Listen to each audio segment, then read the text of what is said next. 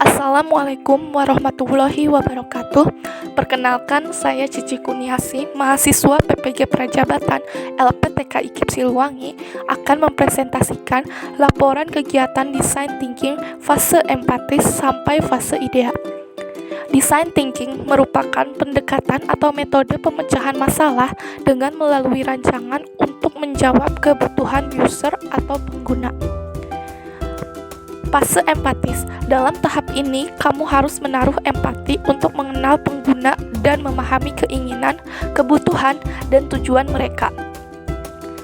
Pada tahap ini, dibuatlah pedoman wawancara yang nantinya akan digunakan saat melakukan in-depth interview dengan user. Pedoman wawancara ini berisi perkenalan dan gambaran proyek, seperti, halo adik, nama Ibu Cici, ingin mewawancarai terkait kesulitan yang kamu hadapi di kelas ketika proses pembelajaran berlangsung.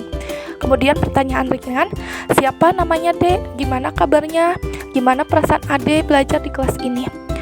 Pertanyaan kunci, seperti pelajaran apa yang adik sukai, kenapa suka pelajaran itu, pelajaran apa yang sulit, materi apa yang bikin sulit, kalau guru favorit adik siapa, serta penutup dan ucapan terima kasih. Terima kasih banyak adik, semangat terus mengikuti pembelajarannya. Pedoman tersebut digunakan untuk melakukan in-depth interview dengan peserta didik. Berikut ini merupakan hasil wawancara yang telah dilakukan kepada 5 orang peserta didik di kelas 1C. Yang paling dominan muncul saat saya melakukan wawancara adalah apakah peserta didik memahami pertanyaan yang saya ajukan, kemudian apakah peserta didik nyaman dan merasa senang melakukan wawancara atau saat berbincang dengan saya. Yang paling dominan muncul saat saya melakukan wawancara adalah saya merasa senang bisa mewawancarai peserta didik, bisa mengetahui apa yang mereka sukai dan tidak disukai, khususnya dalam proses pembelajaran, sehingga saya mengetahui kebutuhan yang mereka inginkan dalam proses pembelajaran dan ingin menjadi seorang pendidik yang dapat memberikan proses pembelajaran yang inovatif. Hal baru yang saya temui setelah melakukan wawancara adalah cara membuat peserta didik nyaman ketika ditanya atau diajak wawancara, kemudian apa yang peserta didik sukai dan tidak disukai dari proses pembelajaran, serta guru seperti apa yang mereka sukai. Sebelumnya, saya berasumsi bahwa peserta didik menyukai proses pembelajaran yang menggunakan media gambar dan menyimak penjelasan guru. Asumsi ini terbukti dengan peserta didik menyukai kegiatan pembelajaran yang menyimak penjelasan guru, melakukan tanya jawab, membaca bersama-sama, menulis tegak bersambung, dan menggunakan gambar. Selanjutnya, empathy map. Ada pikiran dan perasaan. Pembelajaran yang bermakna, menyenangkan, dan tidak monoton. Dengar ketika diperhatikan oleh guru. Lihat lingkungan kelas yang nyaman. Kesulitan berhitung penjumlahan bilangan puluhan. Keuntungan memahami materi dalam proses pembelajaran yang bervariatif. Selanjutnya, dari hasil wawancara itu juga dibuatlah crafting insight atau merangkai pemahaman. Ternyata peserta didik cenderung tidak menyukai pelajaran matematika ketika harus berhitung.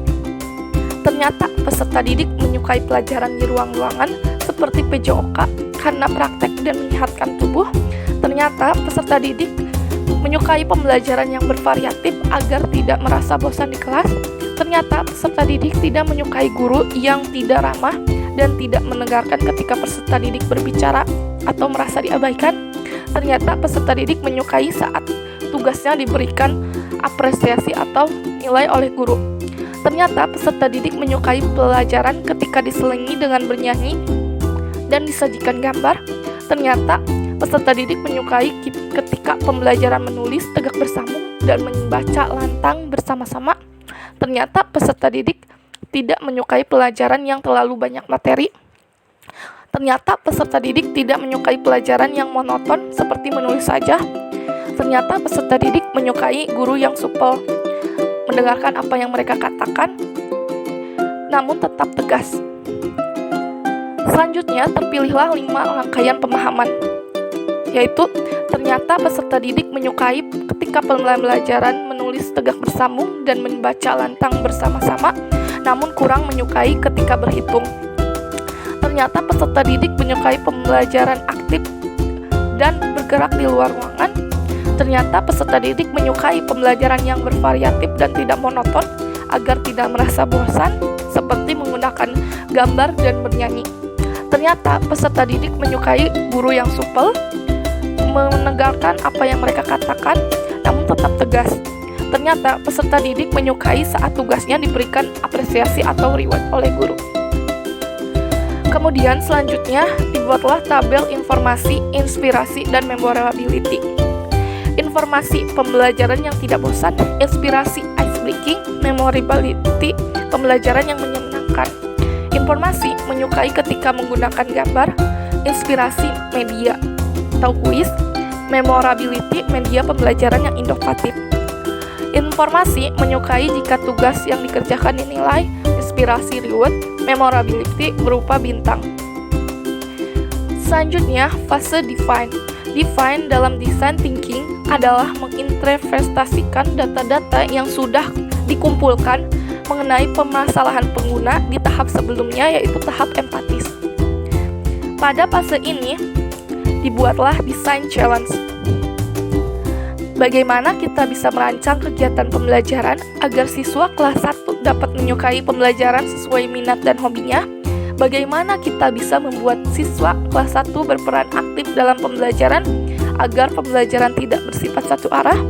Bagaimana kita bisa membuat media pembelajaran agar siswa kelas 1 dapat menyukai pembelajaran matematika? Bagaimana kita menerapkan praktik di kelas 1 agar tercipta pembelajaran aktif dan efektif? Bagaimana kita bisa membuat media pembelajaran agar siswa kelas 1 bisa menjumlahkan 2 buah bilangan puluhan? Bagaimana kita bisa menjadi guru yang disukai dan menyenangkan agar siswa kelas 1 tidak merasa tegang ketika proses belajar? Bagaimana kita bisa menerapkan model pembelajaran yang menarik agar siswa kelas 1 tidak merasa bosan? Bagaimana kita bisa mengembangkan media pembelajaran interaktif agar siswa kelas 1 termotivasi untuk belajar? Bagaimana kita bisa merancang kegiatan pembelajaran bermakna agar siswa kelas 1 bisa memahami materi dengan mudah? Dari desain challenge tersebut, terpilihlah satu desain challenge, yaitu bagaimana kita bisa mengembangkan media pembelajaran interaktif agar siswa kelas 1 termotivasi untuk belajar. Selanjutnya, fase idea. Idea adalah tahapan di mana menciptakan berbagai alternatif desain. Tujuannya adalah untuk mengeksplorasi ruang solusi yang luas, baik ide dalam jumlah besar maupun ide yang beragam.